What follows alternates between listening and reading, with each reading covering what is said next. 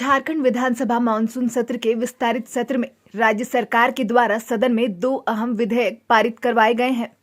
1932 स्थानीय नियोजन नीति के साथ ओबीसी का 27% आरक्षण।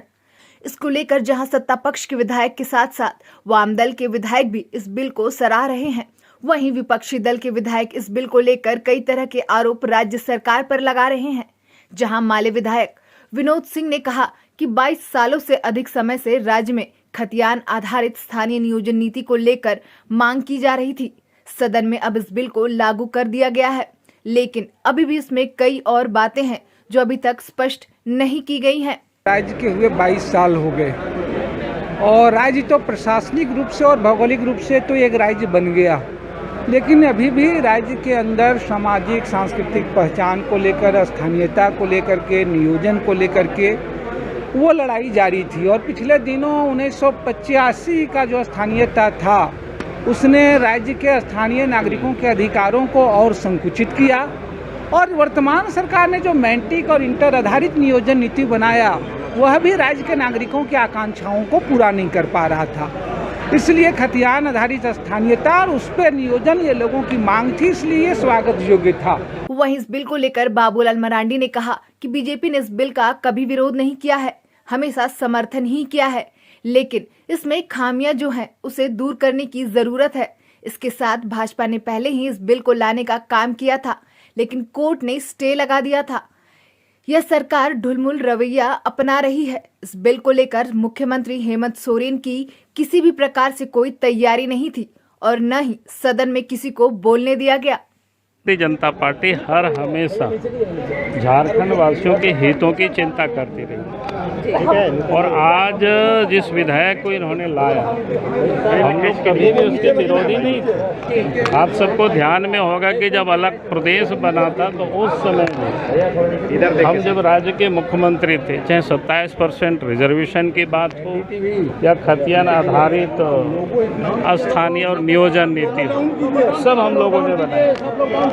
लेकिन बाद में कोर्ट से मामला अटक गया, तो राज्य सरकार इस समय जो बिल लेकर आ रही थी कोई नई उन्होंने कर नहीं रहे थे। उनको छोटी सी काम करनी थी, जो इतनी लंबी यात्रा में निकल गए, जो पता नहीं यात्रा कब इनकी समाप्त होगी, ये तो मैं नहीं कह सकता हूँ, क्योंकि काफ़ी लंबी प्रक्रिया जिसको कहते नहीं तो सामान्य थी। क्योंकि उस वक्त जो कोर्ट में कुछ बिंदुओं पर उन्होंने आपत्ति दर्ज की थी, उन बिंदुओं को सिर्फ समाधान कर देते और ये विधायक यहीं पर पारित हो जाता और फिर कल से लागू हो जाता। इसके साथ भानु प्रताप शाही ने भी सरकार पर कटाक्ष करते हुए कहा कि क्या जरूरत पड़ी कि इस बिल को दिल्ली भेजा जा रहा है, आप संकल्प पत्र के साथ क्यों नहीं लेकर आए, सदन में किसी को बोलने क्यों नहीं दिया गया। विधानसभा अध्यक्ष की अपनी मोनोपोली रही है।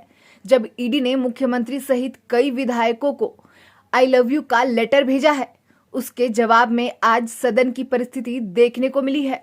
विशेष सत्र में जो आज अध्यक्ष जी की भूमिका रही, अध्यक्ष की भूमिका निष्पक्ष की भूमिका होती है, लेकिन विपक्ष के विधायक को बोलने नहीं दिया जाना इतने गंभीर विषय पर आज अध्यक्ष जो हैं वो भी कटघरे में खड़े हुए और प्रदेश की जनता अध्यक्ष को अपने दोनों आंखों से देख रही है। विपक्ष को अपनी बात को रखने का अधिकार है, लेकिन विपक्ष के विधायकों को बोलने नहीं दिया गया और मुख्यमंत्री को बार बार बुलवाया जा रहा है। जब विपक्ष के विधायक को बोलने के लिए नियम परिनियम बोला जाता है तो मुख्यमंत्री को किस परिनियम के तहत भाषण देने की छूट दी गई, यह स्पीकर साहब को आकर के सामने बताना चाहिए। दूसरी बात, जो यहाँ का विषय है उसको भारत सरकार में भेजने के क्या ज़रूरत है। नियोजन नीति, आरक्षण ये राज्य का विषय है। संविधान भी